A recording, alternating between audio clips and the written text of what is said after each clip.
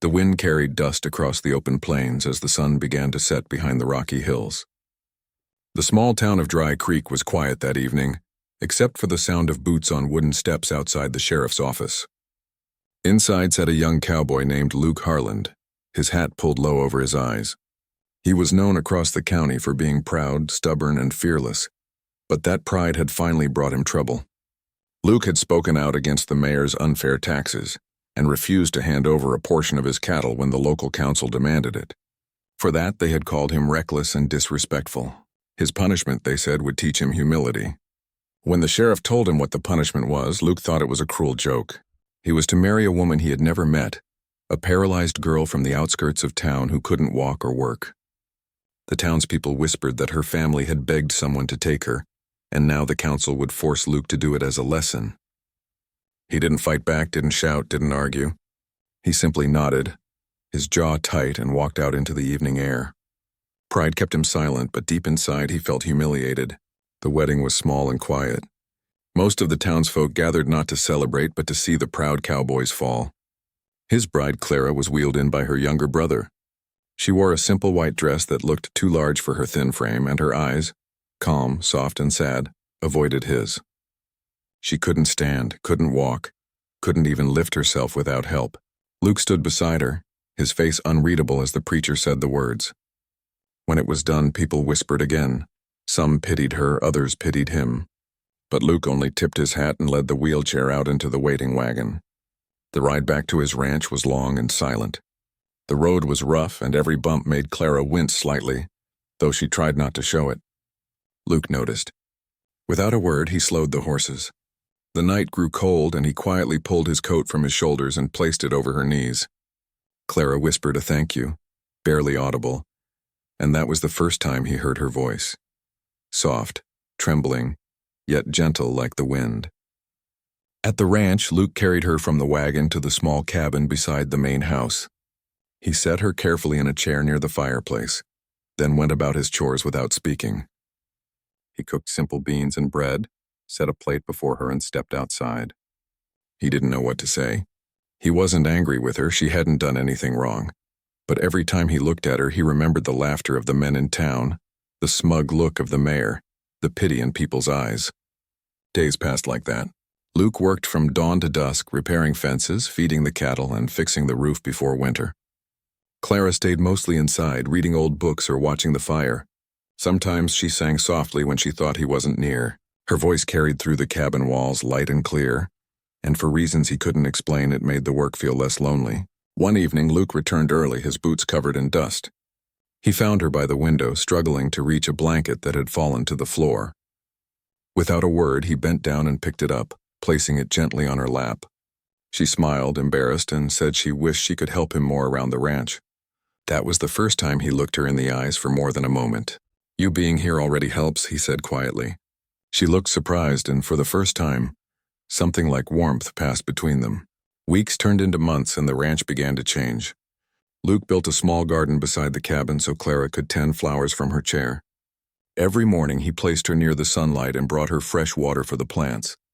She taught him small things, how to care for the soil, how to keep birds away with soft chimes. Her laughter filled the air, light and bright, and the loneliness that had once haunted the ranch began to fade. At night, Luke would sit by the fire and listen as she told stories about her childhood, how she had fallen ill and lost her ability to walk. She didn't speak of it with bitterness. Instead, she spoke with hope, saying she still dreamed of standing one day, even if only once. Her courage humbled him. She never complained, never asked for pity. Slowly, Luke began to feel something he hadn't in years: peace. The townsfolk, curious about the cowboy's strange marriage, began to whisper new things. They said the proud man had softened, that his wife's presence had changed him. But when some came to see for themselves, they found the ranch thriving like never before. The fences stood strong, the horses well fed, the garden full of color. Clara, though she couldn't walk, greeted every visitor with a gentle smile and kind words.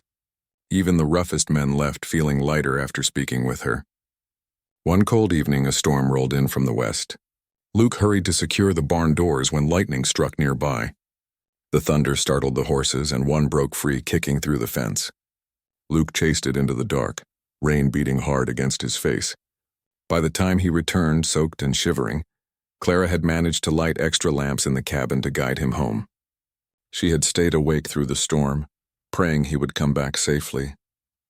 When he stepped through the door, dripping wet, she scolded him softly for being careless, her eyes filled with worry. He laughed quietly, kneeling beside her. "Didn't think anyone cared enough to wait up for me," he said. "I always will," she replied simply. From that moment, something shifted inside him. The punishment that had once filled him with bitterness had become a blessing he could never have imagined. He began to see her not as a burden but as his strength. Her courage inspired him to be better. Her kindness taught him patience, and her quiet faith in him made him believe in himself again. As winter passed, Luke saved enough money to buy her a new wheelchair, one with larger wheels so she could move outside more easily. The first day she rolled down the porch ramp he had built, she looked out at the wide fields and the endless sky. Tears filled her eyes as she whispered, "I never thought I'd see this much of the world again." Luke stood beside her, hands in his pockets, smiling softly. "You were never meant to stay small, Clara. You were meant to rise higher than all of us." And though she still couldn't walk, in that moment, she felt taller than anyone in Dry Creek. Her courage, her strength, and his quiet love had built something far greater than what the town had ever expected. A life that was humble, kind, and full of grace. That night, as the stars filled the sky, the proud cowboy finally understood why life had led him down that painful road. It wasn't punishment. It was purpose. And for the first time in years, he whispered a quiet thank you to the heavens for the gift that had been hidden in hardship, the gift of a woman who taught him what true strength really was. Spring came early that year, and the wind carried a warmth that spread across the fields of Luke's ranch. The flowers Clara had planted were beginning to bloom, small, colorful patches of life in the middle of the dry land. Luke had built her a small wooden porch beside the cabin so she could sit outside in the morning sun. Every day she waited there, wrapped in a blanket, watching him work. Her smile followed him wherever he went. Though she still couldn't walk, she had grown stronger in spirit.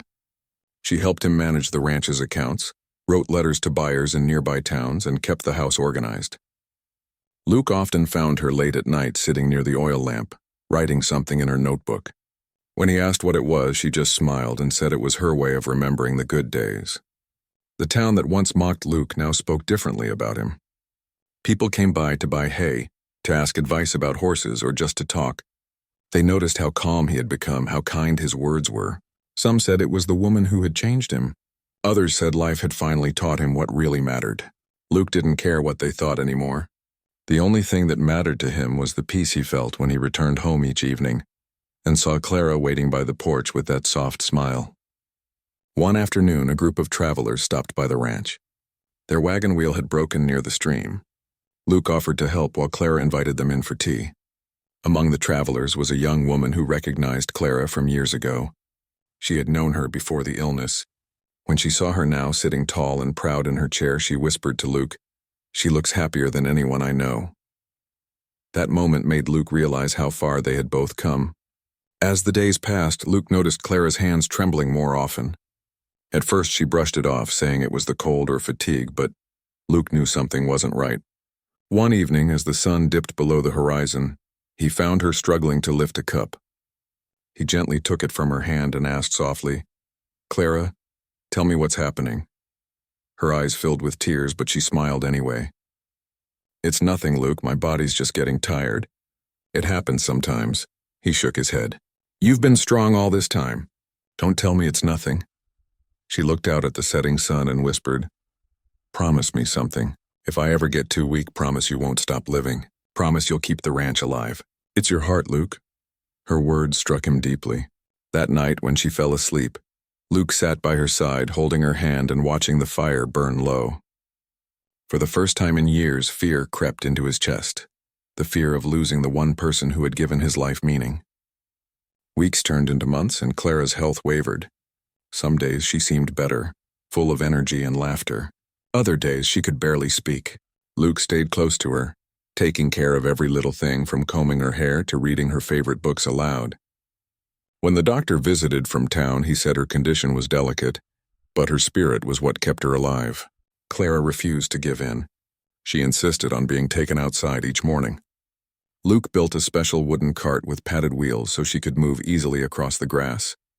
Together they watched the sunrise every day. Sometimes she would reach out and point toward the horizon and say, "Do you see that line where the sky meets the earth? That's where I'll walk again someday." Luke always smiled and said, "Then I'll be there waiting for you."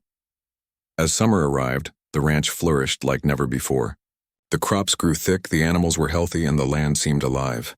The townsfolk began calling it Heaven's Acre. They said it was because of the woman who couldn't walk but somehow lifted everyone's hearts. Then came the festival season. The mayor, who once punished Luke, sent an invitation to attend the town fair. Luke didn't want to go, but Clara insisted. "You should show them what we've built," she said. "Let them see what kindness can do."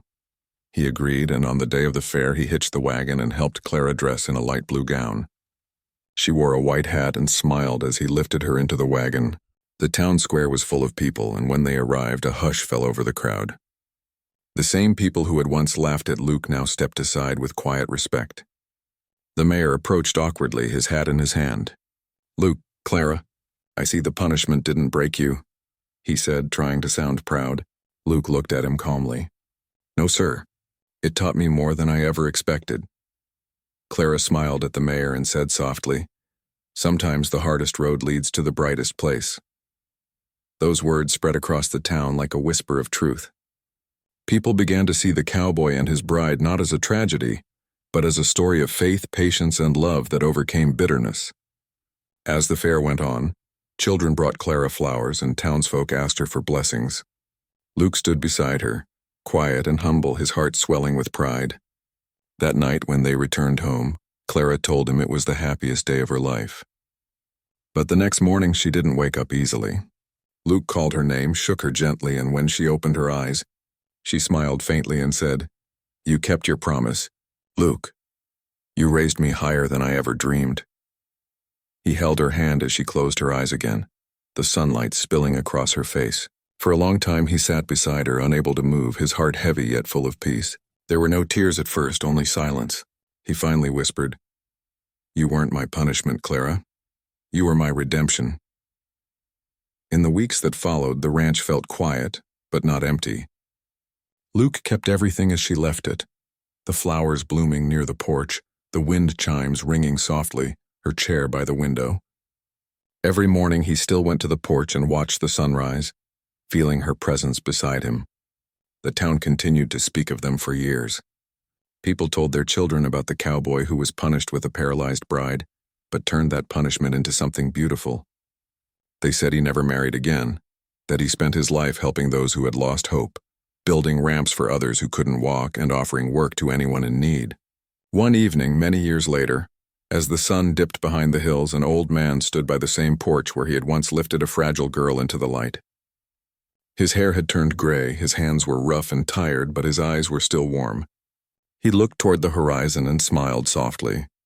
"Clara," he whispered, "I reckon you finally learned to walk past that line." The wind stirred, carrying the scent of her favorite flowers through the air. The chimes rang gently, and for a moment it felt as if she were there, watching the sunset beside him once more. And so the cowboy who was once punished found something greater than forgiveness. He found meaning. His story became a legend of how love can heal what fate tried to break, how compassion can turn shame into strength, and how a man and a woman, both broken in their own ways, built something so whole that even time could not erase it. The people of Dry Creek would forever remember them as the ones who proved that love does not walk. It soars.